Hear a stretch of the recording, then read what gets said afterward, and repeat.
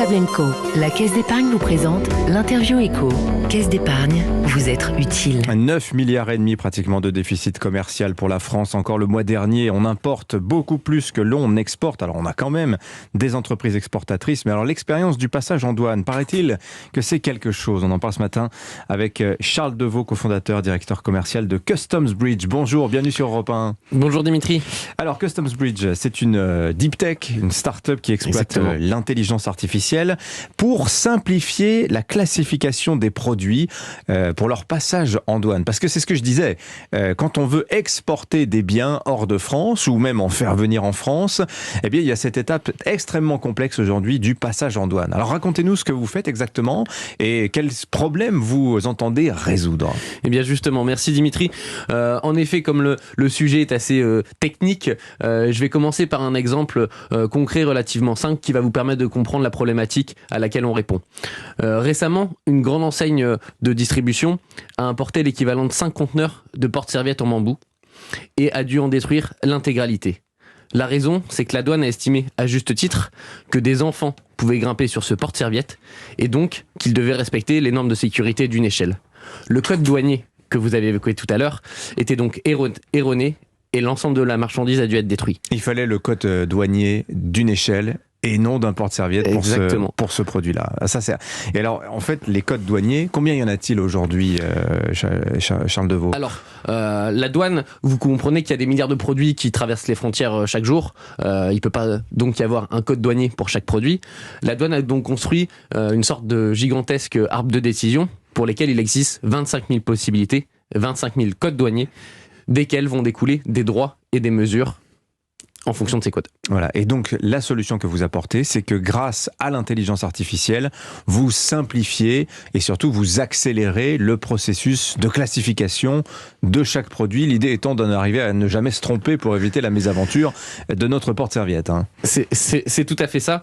En fait, grâce à l'accompagnement d'experts douaniers et d'acteurs métiers, on a développé chez Customs Bridge une solution qui permette, en utilisant la puissance de l'intelligence artificielle capable de traiter une masse de données conséquente, à mettre en face un moteur de recherche textuel qui va suggérer des codes douaniers à nos utilisateurs.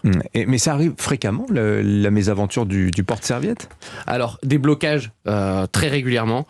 Sachez, en France par exemple, chaque année, il y a plus de 440 millions d'euros d'amendes qui, pour la plupart, sont dus à une erreur de classement douanier. Et vous arrivez à tomber à 0 erreur avec votre système chez Customs Bridge ? Alors on y tend, c'est l'objectif. Le but, on est vraiment sur de l'aide à la décision.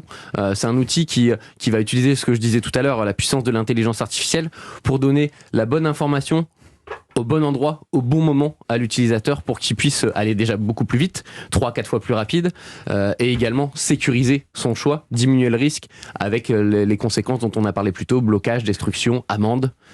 Alors le sujet des douanes s'est invité à plusieurs reprises dans l'actualité ces dernières années. Je citerai évidemment le Brexit avec le retour de barrières qui n'existaient plus entre le continent européen et le Royaume-Uni. Il y a eu aussi les fameuses guerres commerciales, notamment entre l'Europe et les États-Unis. Ce sujet douanier, quand on est une entreprise exportatrice ou qu'on est un importateur, est-ce qu'il constitue aujourd'hui un problème important ? Oui, et c'est une prise de conscience, comme vous l'avez dit, qui est d'autant plus d'actualité avec le Brexit. Pour la plupart des entreprises, c'était souvent perçu, la douane, comme la 5e roue du carrosse, mal équipée. C'est aussi ce qui justifie la création de notre start-up. Et aujourd'hui, avec le Brexit, beaucoup d'entreprises ont dû, alors qu'elles ne le faisaient pas auparavant, remplir ces formalités de dédouanement et ont pris conscience de l'enjeu stratégique que ça pouvait avoir pour elles. C'est aussi un enjeu budgétaire pour les États, pour les organisations, notamment aussi l'Union européenne. Plus c'est fluide, moins il y a d'erreurs, mieux tout le monde se porte finalement. Exactement, et c'est là où qu'on tend à faciliter justement ces process douaniers.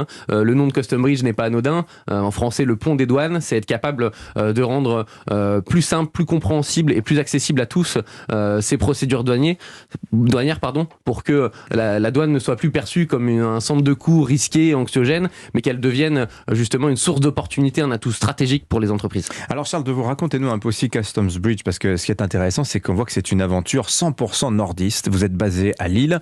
Le concept vient d'un dirigeant d'ADO, c'est la maison mère de Leroy Merlin.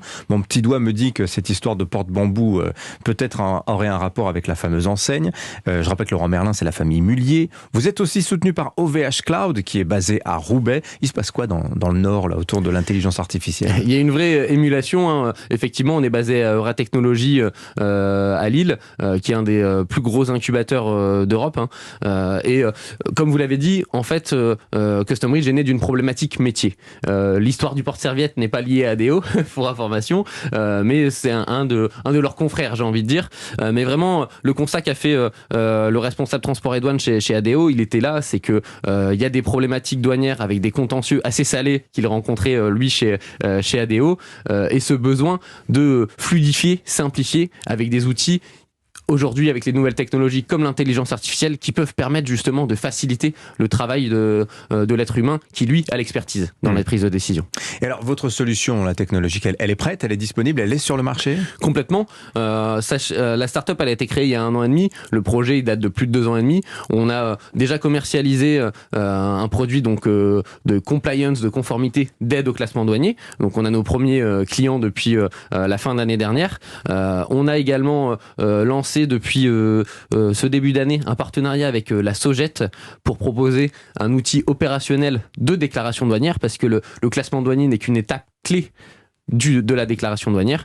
Et aujourd'hui, on envisage aussi de proposer une solution stratégique d'aide au sourcing aux entreprises, de mettre en face justement... Qu'est-ce que vous appelez l'aide au sourcing pour l'aide au sourcing, en fait, c'est l'aide à l'approvisionnement, repenser sa stratégie d'approvisionnement pour les entreprises, pour permettre un approvisionnement plus proche, plus éco-responsable. Et comment on peut permettre ça avec Custom Ridge? Eh bien, l'IA peut être une solution en rupture d'approvisionnement que toutes les industries connaissent en ce moment. Exactement. En fait, avec l'intelligence artificielle dans notre outil, on a un visuel, un aperçu géographique qui met en face les droits de douane et les mesures en vigueur en fonction de pays d'origine pour une marchandise. Et donc, avec cet aperçu, on est capable de voir s'il existe des accords de libre-échange, des exonérations de droits de douane, et donc de repenser sa stratégie d'approvisionnement plutôt que logiquement, automatiquement un petit peu aller s'approvisionner en Asie, où le prix d'achat de marchandises est relativement bas. Mais vous savez bien que le coût du fret a explosé depuis quelques années.